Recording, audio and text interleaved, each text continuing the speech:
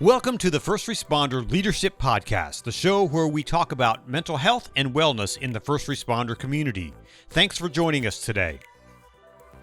Welcome to the First Responder Leadership Podcast. Happy New Year. It's a brand new year. It's already 8 days into the new year. We can't believe that time is flying. I hope you had a great holiday season. And I appreciate you joining us for the First Responder Leadership Podcast. As you may see, that it has a new name. It used to be called the First Responder Friday Podcast, but now it's the First Responder Leadership Podcast. And so it's appropriate that we have a leader in the first responder community as our very first guest in the new year. And I want to bring on Steven Casstevens.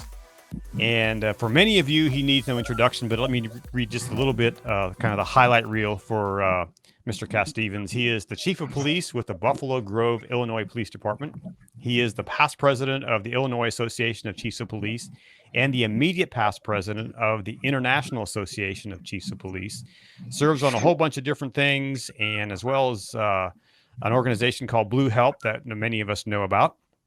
And he's on the executive board of the Joint Terrorism Task Force. He's worked with the White House, and he's also testified on the Senate Judiciary hearing on police reform. Mr. Casstevens, welcome to First Responder Leadership Podcast. Thank you. Thank you very much. I appreciate it. So you have had an interesting year, as we all have in 2020, right? Yes, I have. The best laid plans for what I thought my year as IACP president would be, and things changed quickly. Yeah. So what did you start out as? I mean, you had some initiatives when you first became president. You had some initiatives that you wanted to focus on. Can you tell us a little bit about those initiatives? Sure. I had three main areas of focus as incoming president. And the prevention of police officer suicide was number one on my list.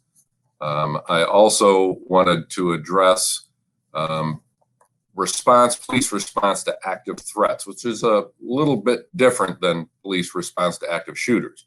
We're very good here in the U.S. in training our officers on responding to active shooters and our schools and our businesses.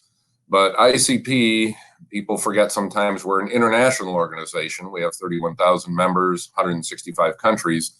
And so I really wanted to focus on police response to active threats that are not active shooters, which is what a lot of other countries see. So those are really kind of my two big areas of focus. And, it was a little tough to address those. And then my third one was global road safety. But even with the pandemic, we were still able to do a lot of good work on all three of those areas. Mm-hmm. So going back to your focus on just the police suicide, what's been happening with law enforcement over the past couple of years?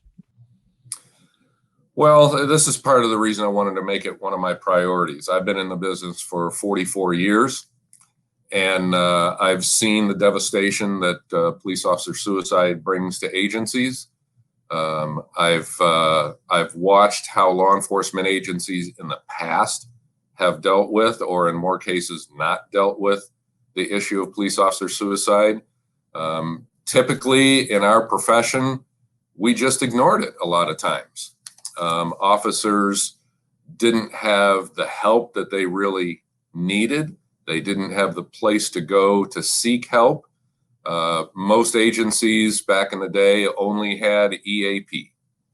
And a lot of officers didn't want to go to EAP because it was connected with the department, connected with their city. They sometimes didn't trust who was there, and they weren't sure if their issues would be kept confidential. And a lot of officers feared actually losing their job or being taken off the street if they said they were suffering from some mental health issues and were looking for help. Yeah. So as a chief, bringing it down to the local level, what is your main concern for your officers? I want to make sure that they are healthy, both physically and mentally. And to do that, and those two are really connected. And so if you have an officer safety and wellness program, a full comprehensive officer safety and wellness program, it should include both physical health, nutrition, and mental health. And there's so many facets of that. But as an agency, you have, as an agency chief, I have to make sure that I'm addressing that with all of my officers. And there's a lot of ways to do that. Do you think that the mental health part is something that across the years, many chiefs have not focused on that? Oh, absolutely. I couldn't agree more. They have not focused on it. You look at things and how they change in the profession, and I've seen the changes over 4 decades. Things like, I would have never thought that my officers would be carrying Narcan because suddenly we had to be professionals in dealing with drug overdoses. I never thought that I would have to send my officers to training to be experts in homelessness. And I never expected that I'd have to send all my officers to CIT and mental health first aid training. And so all these things have changed over the years. And now, last few years, thankfully, a lot of agencies have realized I need to address officer mental health and wellness because we've been losing officers at an alarming rate. You look at the numbers over the last 5 years, we have lost more officers to suicide than we have line of duty deaths. And that's frightening. So, example, 2019, we lost 128 officers in line of duty. We lost 228 officers to suicide. That's a problem. And if we don't address it, then we're part of the problem. So as a chief in your local jurisdiction department there, how do you convince the people who count the beans to pay for programs, ahead of time? So much, we've talked to so many people, and it's much cheaper to, take care of mental health ahead of time than it is to fix it on the back end. But how do you convince the money holders, the purse string holders to implement those programs? You got to have the courage to put up a good argument. But you said it right there. It's cheaper to deal with it on the front end than it is on the back end. And again, we're talking about people here. We're talking about people's lives. I told a story to one of my elected officials not long ago, and this person was asking me about, officer mental health and why this is so important. And I said, let me tell you a quick story. I said, I was speaking to a woman a few years ago, and she was telling me this story about how she was driving into work one day and she saw something in the ditch, and she stopped and she stepped out, and it was a dead body in the ditch. Clearly a pedestrian had been struck by a car, and the car left the scene, and this person was left dead in the ditch. And as she's telling me this story, I can hear her voice choking, and I can see her hands shaking a little bit. I'm like, oh my Lord, this is horrible for you to have witnessed this. When did this happen? And she said, oh, about 25 years ago. 25 years ago.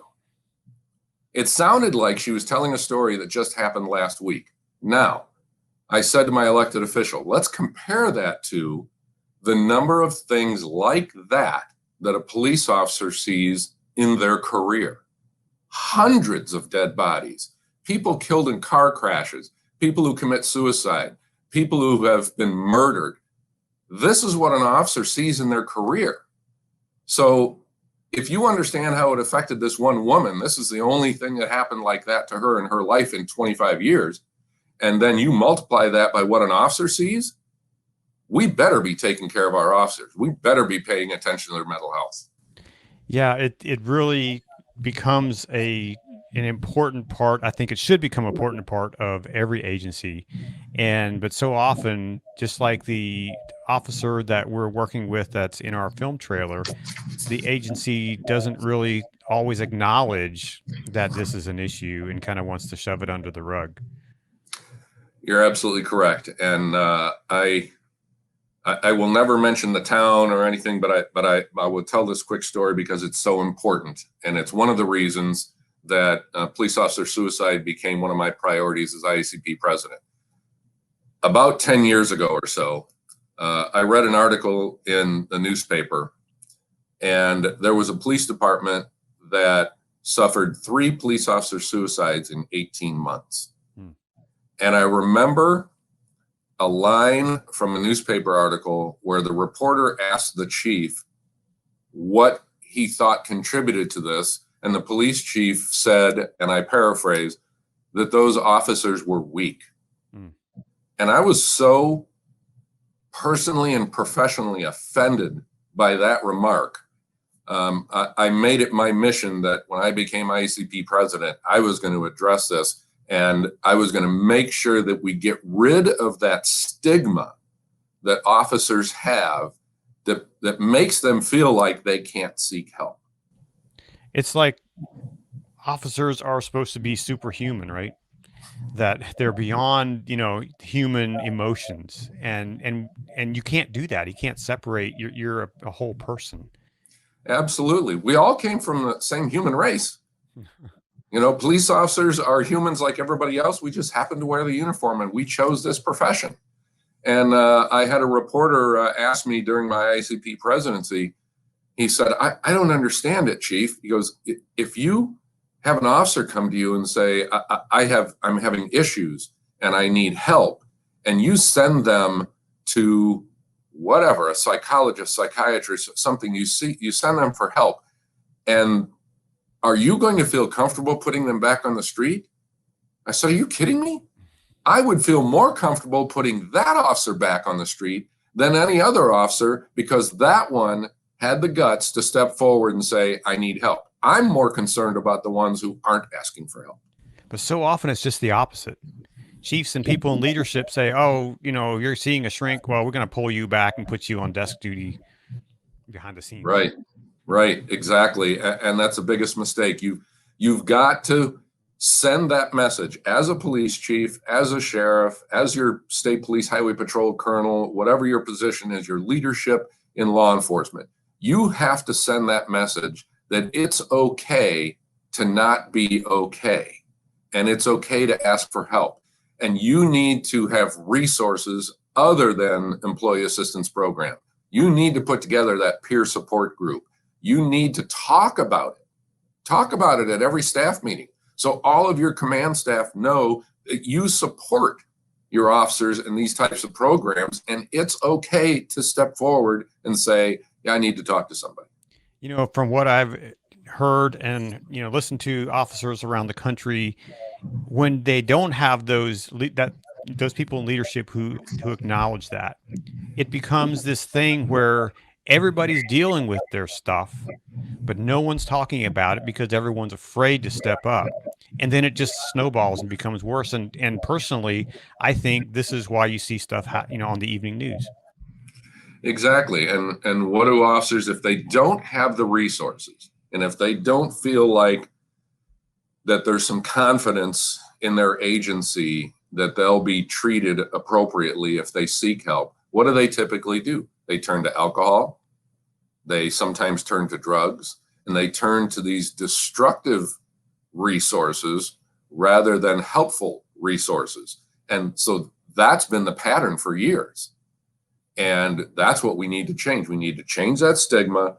We need to make sure that our officers at any level know it's okay to step forward and say, I need someone to talk to. And there are so many resources out there. You mentioned Blue Help. That's a great resource. Cop Line, which is a peer hotline for police officers. That's a great resource. Cop to Cop, which is a resource through the New Jersey FOP Lodge. There are so many resources out there, even outside your department, but you have to start within. And starting from within means you need to start forming your own peer support group. And there are, I've talked to chiefs and they're like, well, we don't have the money for the training. We know that. Well, sometimes that's where IACP comes in. We have funding at IACP through CRYTAC to help do just these types of things.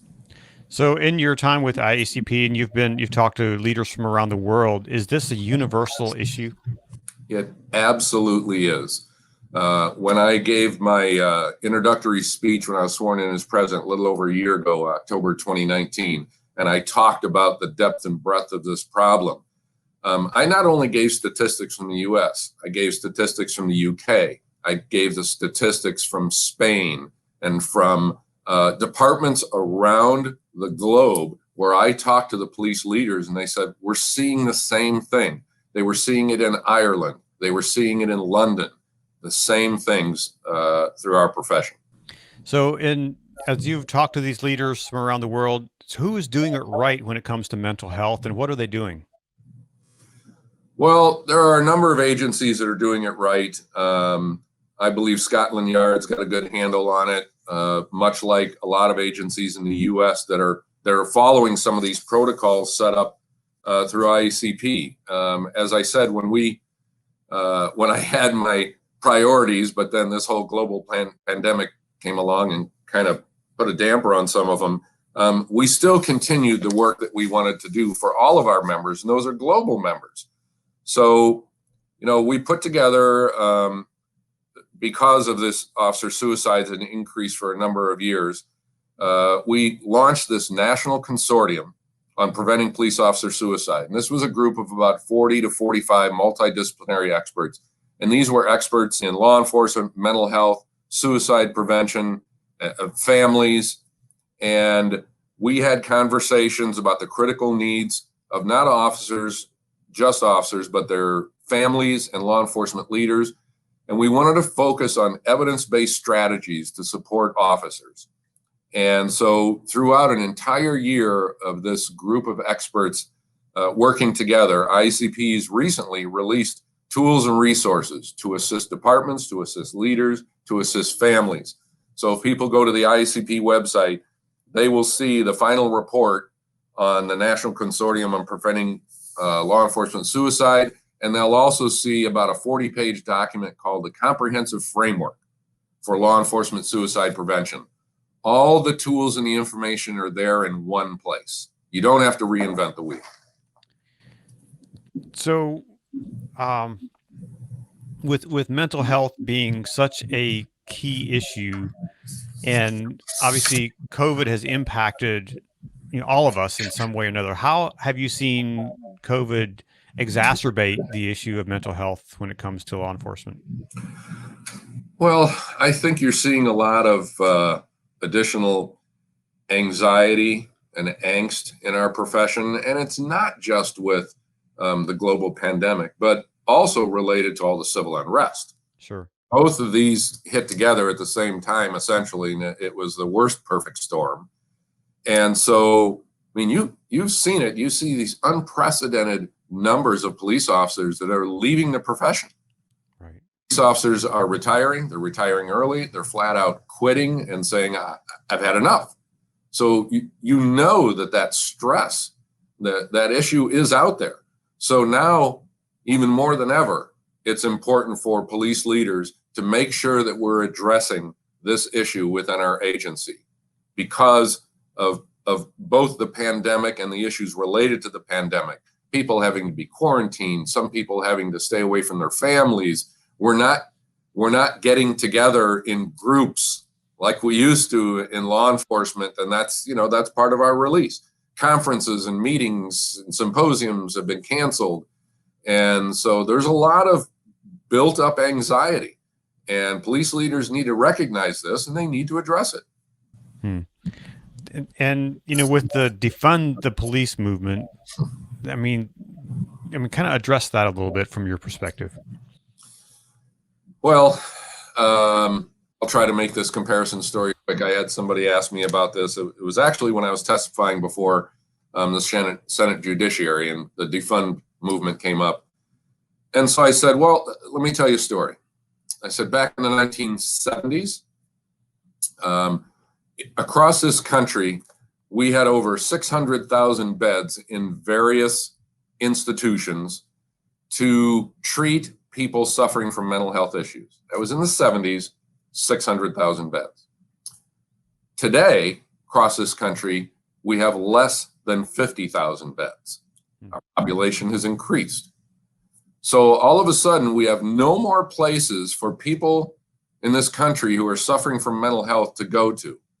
So what happened then? The issue of mental health in our society have been dumped on the doorstep of law enforcement. Mental health across this country. Social services have been defunded across this country, which is why we're dealing more with homelessness.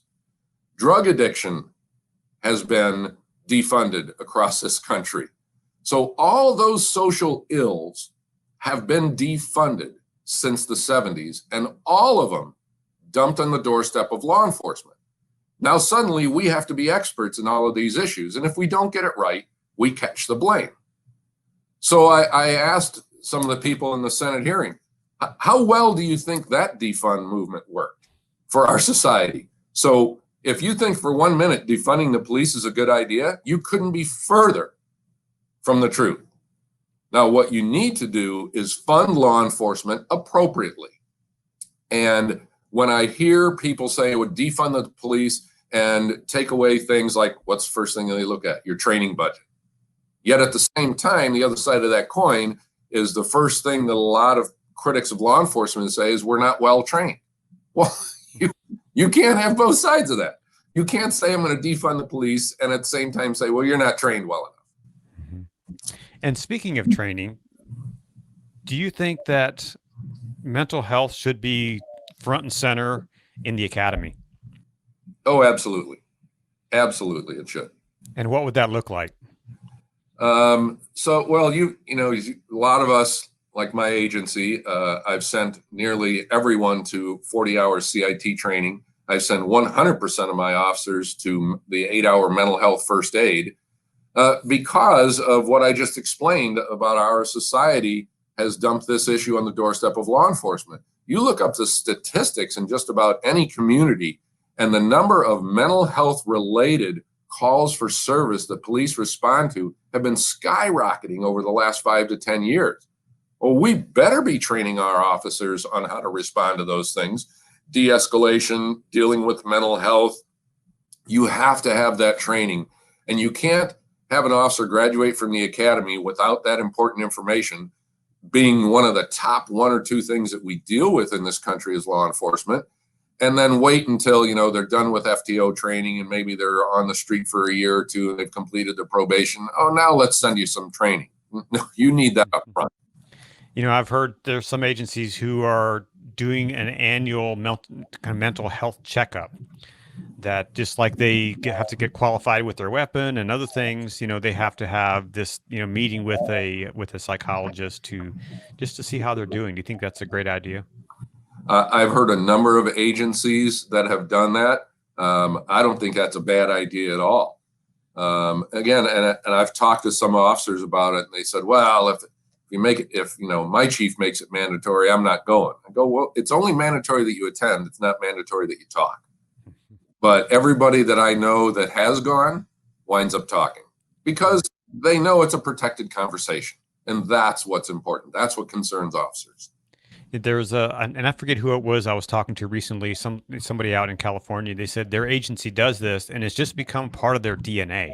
It's just part of what they do on an annual basis. It's like, oh, have you seen the shrink this year yet? You know, have you checked that box off? And they look forward to it because that's that time to kind of vent and to talk and knowing, like you said, their talk is whatever they say is protected.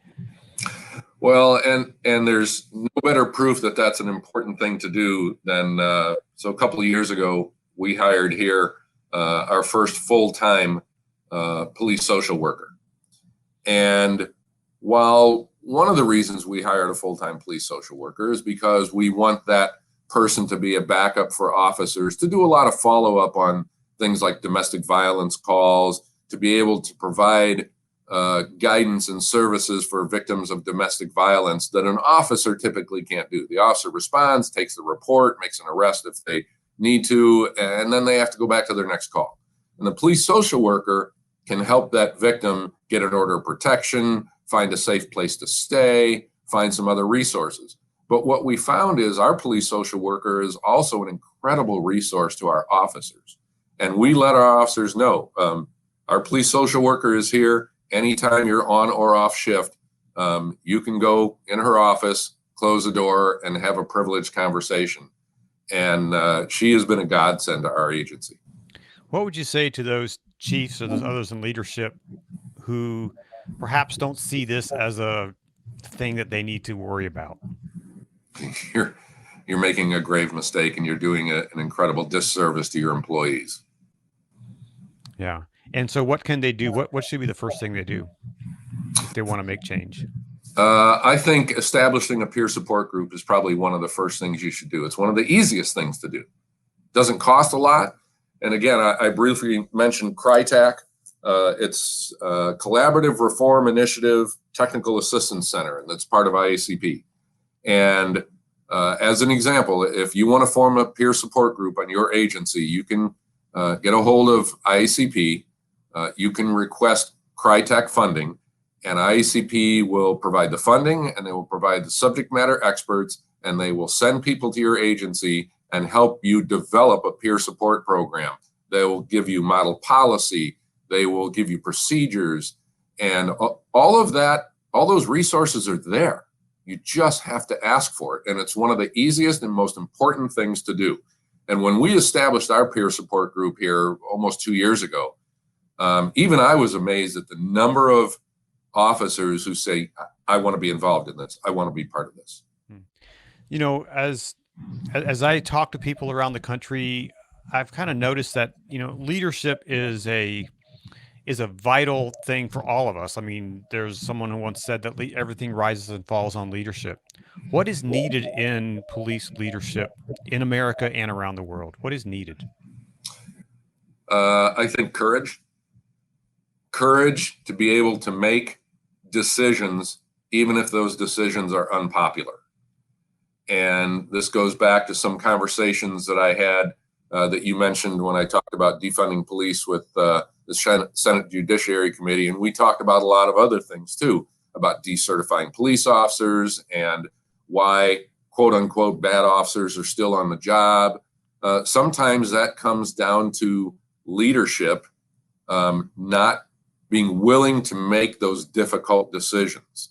And so I think the important thing for our profession is courageous leadership that's willing to make the decisions that are difficult and many times unpopular, but need to be made for the betterment of our profession. Boy, those are very true words. And sometimes courageous leadership is sometimes hard to come by in our world today, because we're also judged by, you know, people on social media and everywhere else. But I think it's important. So where is law enforcement as a whole headed? Wow. Great. That's a great question. I was having a conversation with somebody recently, and they said, you know, boy, this must be a tough time to be a police officer. And who would want to be a police officer right now? Who would want to enter that profession? And certainly the numbers have dwindled. You can ask any police leader across the nation, when you're recruiting, what are the numbers of police officers showing up for your orientation that are filing applications to be a police officer compared to 10, 20, 30 years ago?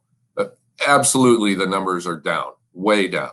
But I counter with, I actually think this is one of the best times to enter the profession.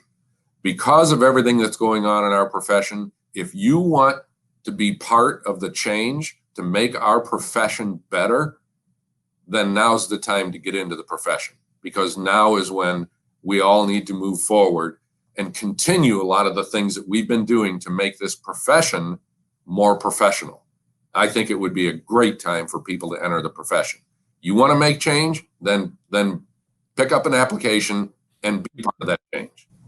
What would you say to those of us who are citizens in our communities? What can we do to support law enforcement? What can we do to support first responders in general? Oh, that's a great question. I'm glad that you asked, because I have two answers here. Number one, attend your local Citizen Police Academy. If your police department has it, attend it, because you will learn more about what it's like to be a police officer than in any other manner. And if your agency or the community you live in doesn't have a Citizen Police Academy, ask them to start one. Help support them. But my second answer is be vocal, because I truly believe the greatest percentage of the people in this country support and value law enforcement. But that's not typically the voice that we hear. We hear the voice of the loud critics, and people tend to believe that that's the majority of people who are critics of law enforcement. I don't believe that for 1 minute. I believe that there are a majority of people that support the police, but what they need to do is step forward and say so. So final kind of wrap up here. What do you do personally to keep yourself healthy and on the right track? Well, I also talk with our police social worker. I take my time to chat with her as well. Sometimes it's just to talk about the frustrations of my job, just so I have somebody to talk to. But also, and I mentioned this earlier on, it's both mental health and it's physical health. So I eat better, I exercise, I do all these things to help reduce anxiety and become a better person, both physically and mentally. And those are things that all of us should be doing on a regular basis, right? Just so we can all be. Absolutely. Absolutely. Especially coming out of a year like 2020 that we just went through. Oh my goodness. Yes. So what's next for you? That's a great question. And as I enter 2021, I'm entering my 45th year in law enforcement. I started in 1976 in the military police with the 101st Airborne. I've been doing nothing but law enforcement since then. I love this job. I love coming into work every day.